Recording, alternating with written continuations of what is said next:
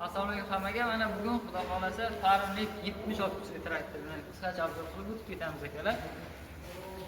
76 kuchli 4 portion oddiy apparat bo'ladi. Germaniya bilan Xitoy samesli ishlangan. Mana Deutschfar traktori. Ko'rsatib o'tadigan bo'lsak, traktorimiz kabinalik. Kabinasida hamma sharoiti bor, xudo xolasa. Mana.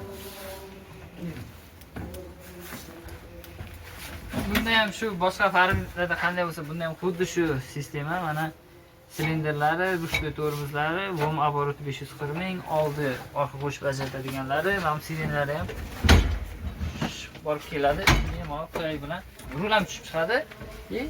Reversivniy korobka. Aka, bularni zo'r tarafi qarang, mana aytaylik, ikkinchi sportda kelyapsiz. Quyonda kelyapsiz, shunday bo'lsa zadniga ursangiz, bu yana xuddi shu tezlikda orqaga ham qaytadi. Reversivniy korobka deyiladi bular. Korobkalar ham germanskiy korobkalardan qo'yilgan. Konditsioneri bor, magnitofoni bor. Xudo xolasa hamma sharoiti bor. Bu yoq ham orqasi ham ochiladi. Yuring, tushib orqasini ham bitta ko'rsatamiz.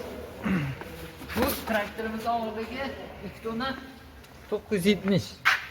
Salkam 3 tonna. 3 tonna degani bu 76 kishi traktorga zo'r degani. Chunki og'ir traktor har doim zo'r. Mana orqasini ham bitta ko'rsak, bu ham 1,5 tonnagacha bo'lgan agregatlarni bemalol ko'tarib ishlata oladi. Shu Belarusda ishini bemalol qiladi bu ham, xudo xolasa.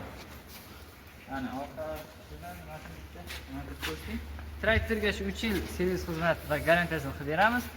Buni ham 100-150 millionlar bilan bo'lib to'lash qilib beramiz. 1 yildan 3 yilgacha pasta nomerlar bor. Yana sog'liq bo'lsa bemalol chiqarasizlar. Общий narxi?